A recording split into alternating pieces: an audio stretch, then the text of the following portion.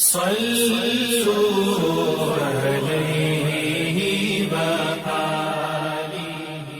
صحیح بخاری حدیث نمبر 1۔ حضور اکرم صلی اللہ علیہ وآلہ وسلم کا ارشاد ہے، تمام اعمال کا دار و مدار نیت پر ہے، اور ہر عمل کا نتیجہ ہر انسان کو اس کی نیت کے مطابق ہی ملے گا۔ پس جس کی ہجرت دولت دنیا حاصل کرنے کے لیے ہو یا کسی عورت سے شادی کی غرض سے ہو، پس اس کی ہجرت انہی چیزوں کے لیے ہوگی جن کے حاصل کرنے کی نیت سے اس نے ہجرت کی۔ صحیح بخاری حدیث نمبر 2۔ حضور اکرم صلی اللہ علیہ وآلہ وسلم نے فرمایا کہ وحی نازل ہوتے وقت کبھی مجھ کو گھنٹی کی سی آواز محسوس ہوتی ہے، اور وحی کی یہ کیفیت مجھ پر بہت شاق گزرتی ہے۔ جب یہ کیفیت ختم ہوتی ہے تو میرے دل و دماغ پر اس فرشتے کے ذریعے نازل شدہ وحی محفوظ ہو جاتی ہے، اور کسی وقت ایسا ہوتا ہے کہ فرشتہ بشکل انسان میرے پاس آتا ہے اور مجھ سے کلام کرتا ہے، پس میں اس کا کہا ہوا یاد رکھ لیتا ہوں۔ صحیح بخاری حدیث نمبر 3۔ حضرت صلی اللہ علیہ وآلہ وسلم پر وحی کا ابتدائی دور اچھے سچے پاکیزہ خوابوں سے شروع ہوا۔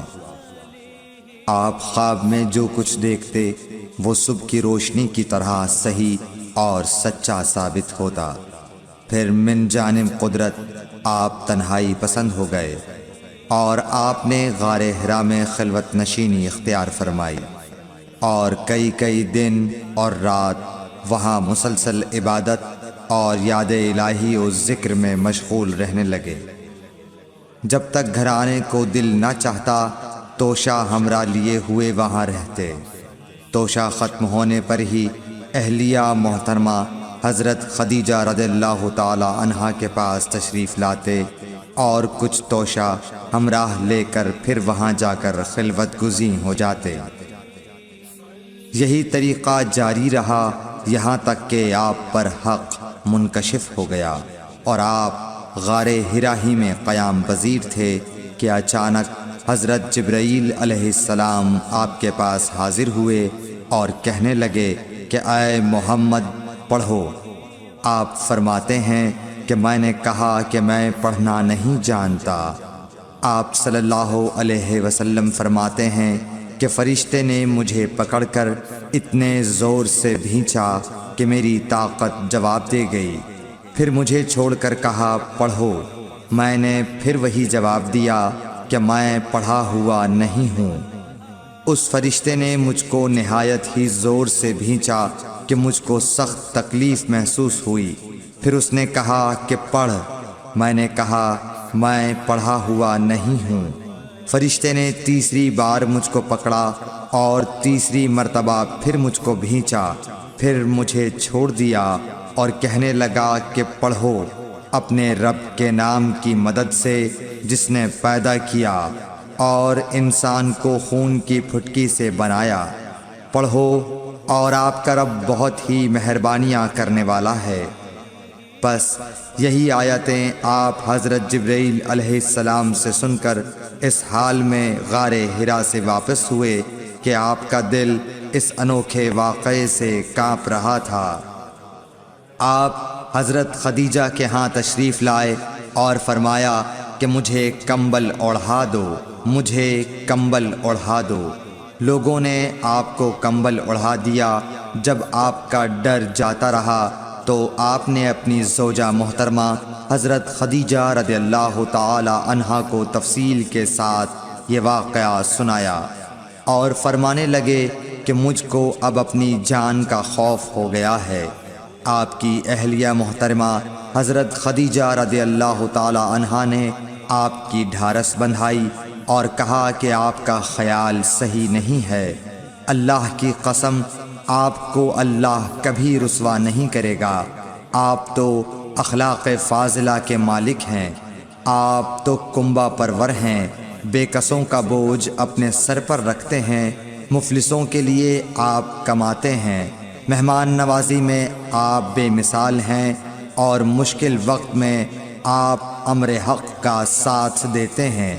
ایسے اوصاف حسنہ والا انسان یوں بے وقت ذلت و خواری کی موت نہیں پا سکتا۔ پھر مزید تسلی کے لیے حضرت خدیجہ رضی اللہ تعالی عنہا آپ کو ورقہ بن نوفل کے پاس لے گئیں، جو ان کے چچا زاد بھائی تھے اور زمانہ جاہلیت میں نصرانی مذہب اختیار کر چکے تھے اور عبرانی زبان کے کاتب تھے۔ چنانچہ انجیل کو بھی حسب منشاء خداوندی عبرانی زبان میں لکھا کرتے تھے۔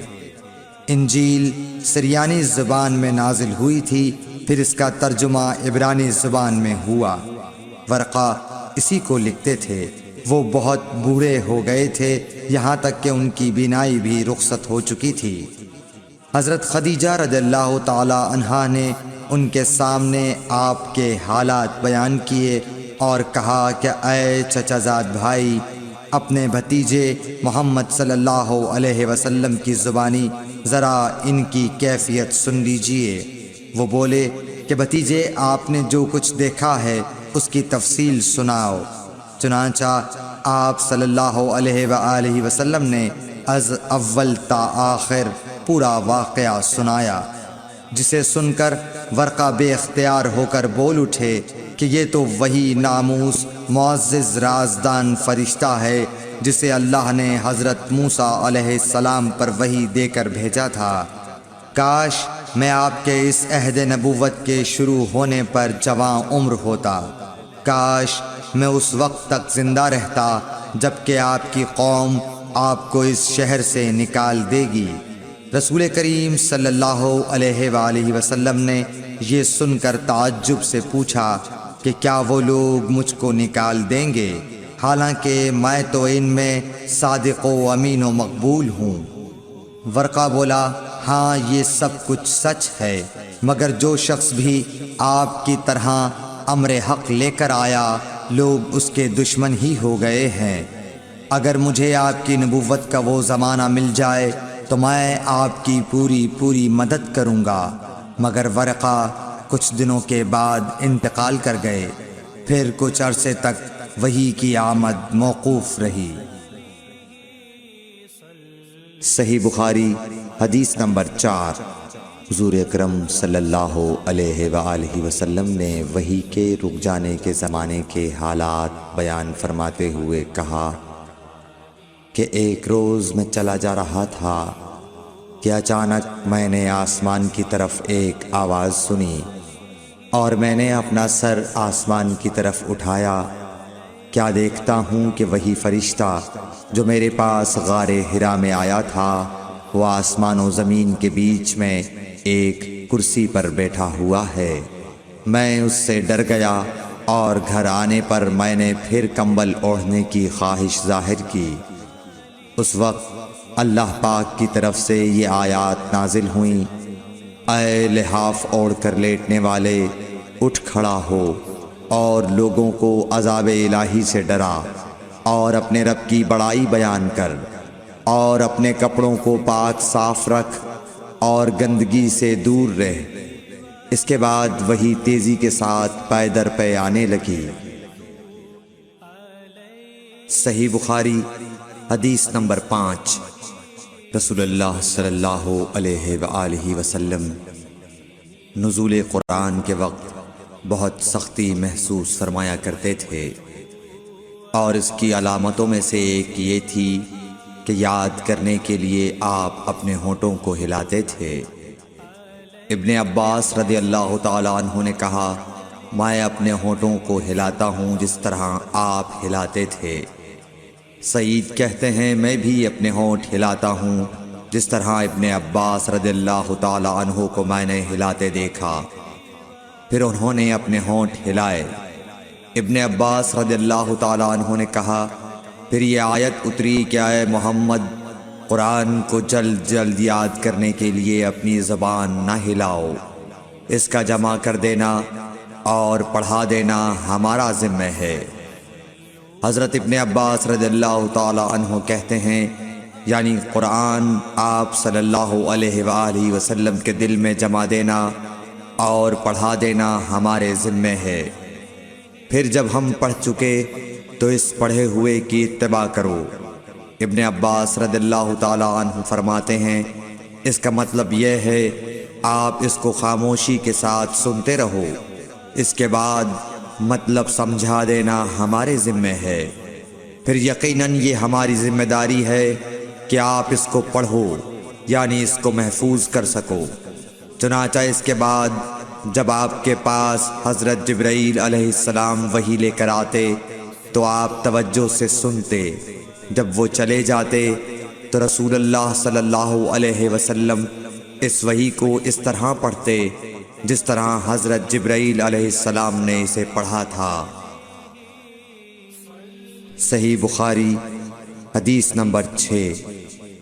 رسول اللہ صلی اللہ علیہ وآلہ وسلم سب لوگوں سے زیادہ جواد سخی تھے، اور رمضان میں دوسرے اوقات کے مقابلے میں جب جبرائیل علیہ السلام آپ صلی اللہ علیہ وآلہ وسلم سے ملتے بہت ہی زیادہ جود و کرم فرماتے۔ جبرائیل علیہ السلام رمضان کی ہر رات میں آپ صلی اللہ علیہ وآلہ وسلم سے ملاقات کرتے اور آپ کے ساتھ قرآن کا دورہ کرتے۔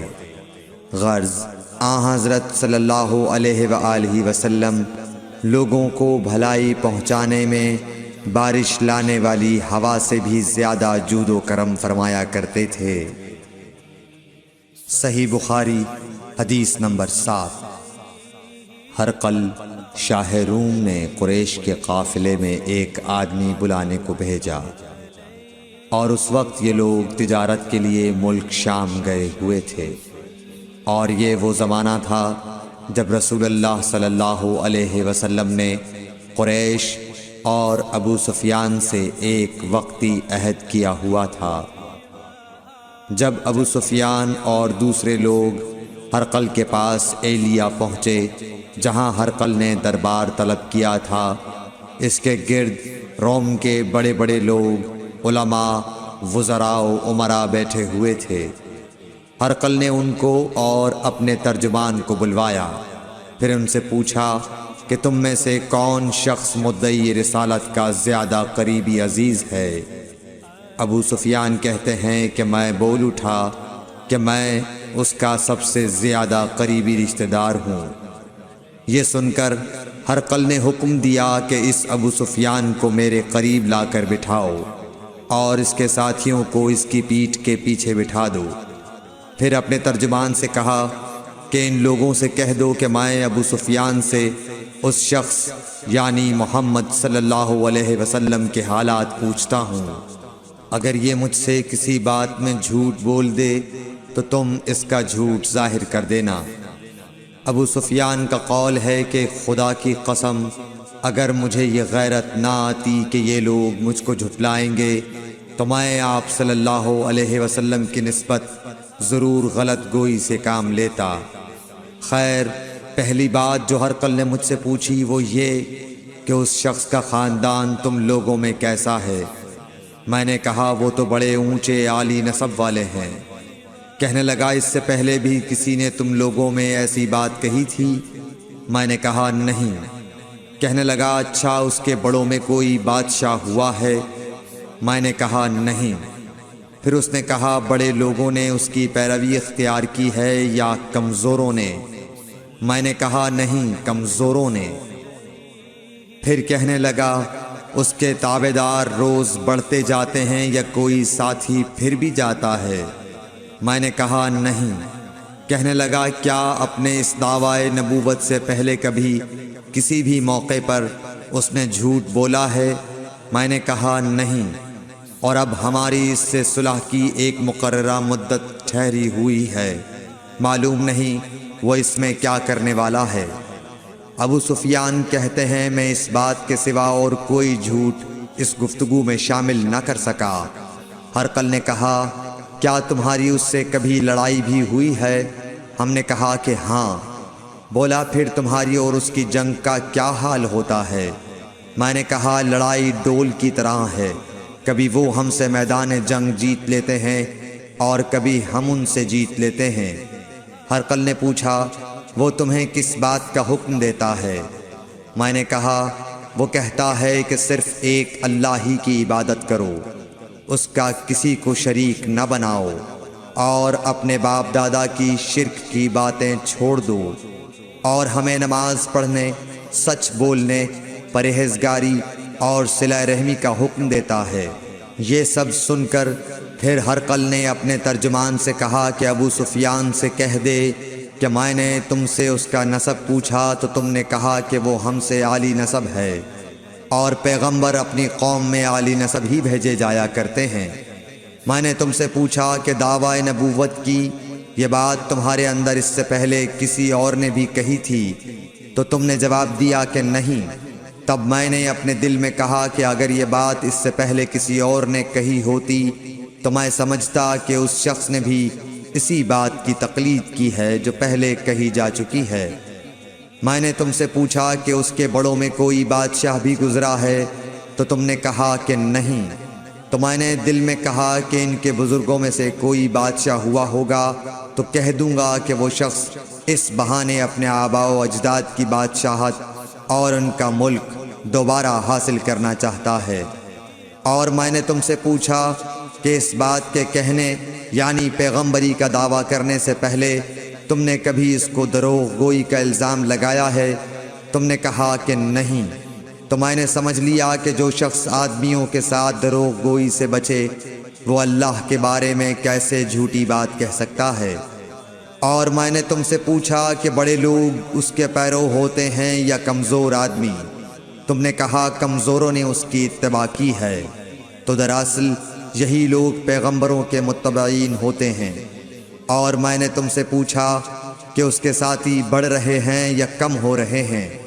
تم نے کہا کہ وہ بڑھ رہے ہیں، اور ایمان کی کیفیت یہی ہوتی ہے حتیٰ کہ وہ کامل ہو جاتا ہے۔ اور میں نے تم سے پوچھا کہ آیا کوئی شخص اس کے دین سے ناخوش ہو کر مرتد بھی ہو جاتا ہے؟ تم نے کہا نہیں۔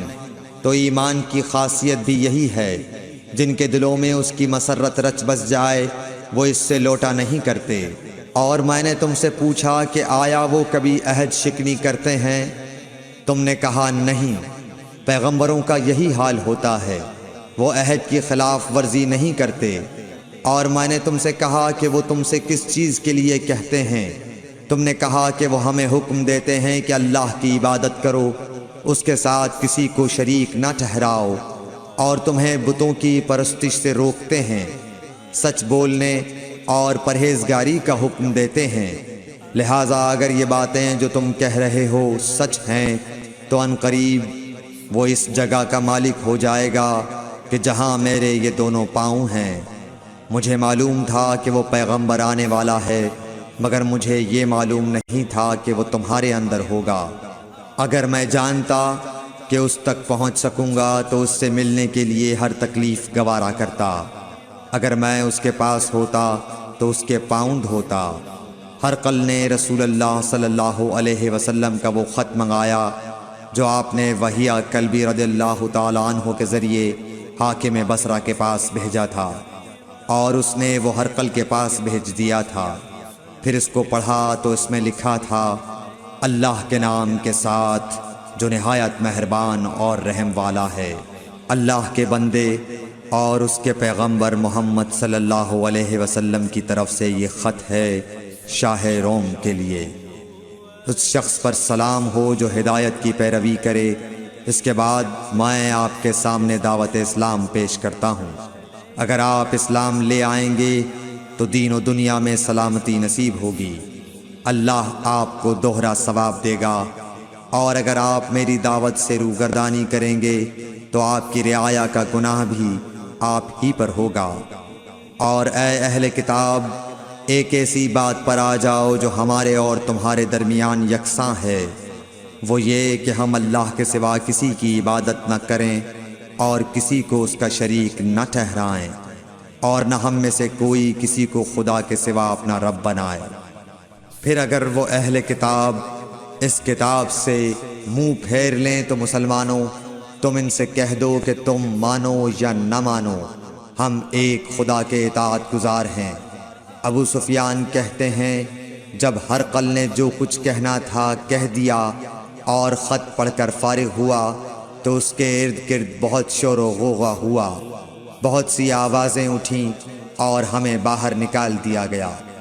تب میں نے اپنے ساتھیوں سے کہا کہ ابو کبشہ کے بیٹے حضرت صلی اللہ علیہ وسلم کا معاملہ تو بہت بڑھ گیا، دیکھو تو اس سے بنی اصفر روم کا بادشاہ بھی ڈرتا ہے۔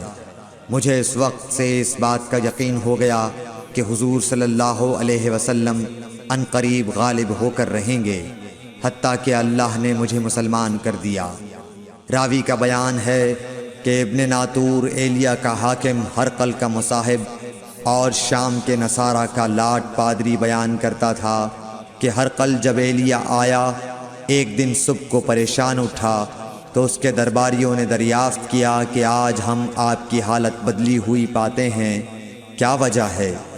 ابن ناطور کا بیان ہے کہ ہرقل نجومی تھا، علم نجوم میں وہ پوری مہارت رکھتا تھا۔ اس نے اپنے ہم نشینوں کو بتایا کہ میں نے آج رات ستاروں پر نظر ڈالی تو دیکھا کہ ختنہ کرنے والوں کا بادشاہ ہمارے ملک پر غالب آ گیا ہے۔ بھلا اس زمانے میں کون لوگ ختنہ کرتے ہیں؟ انہوں نے کہا کہ یہود کے سوا کوئی ختنہ نہیں کرتا، سو ان کی وجہ سے پریشان نہ ہوں۔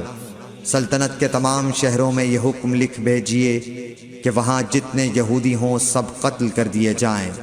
وہ لوگ انہی باتوں میں مشغول تھے کہ ہرقل کے پاس ایک آدمی لایا گیا جسے شاہ غسان نے بھیجا تھا۔ اس نے رسول اللہ صلی اللہ علیہ وسلم کے حالات بیان کیے۔ جب ہرقل نے سارے حالات سن لیے تو کہا کہ جا کر دیکھو وہ ختنہ کیے ہوئے ہے یا نہیں۔ انہوں نے اسے دیکھا تو بتلایا کہ وہ ختنہ کیا ہوا ہے۔ ہرقل نے جب اس شخص سے عرب کے بارے میں پوچھا تو اس نے بتلایا کہ وہ ختنہ کرتے ہیں۔ تب ہرقل نے کہا کہ یہی محمد صلی اللہ علیہ وسلم اس امت کے بادشاہ ہیں جو پیدا ہو چکے ہیں۔ پھر اس نے اپنے ایک دوست کو رومیہ خط لکھا اور وہ بھی علم نجوم میں ہرقل کی طرح ماہر تھا۔ پھر وہاں سے ہرقل حمص چلا گیا، ابھی حمص سے نکلا نہیں تھا کہ اس کے دوست کا خط اس کے جواب میں آ گیا۔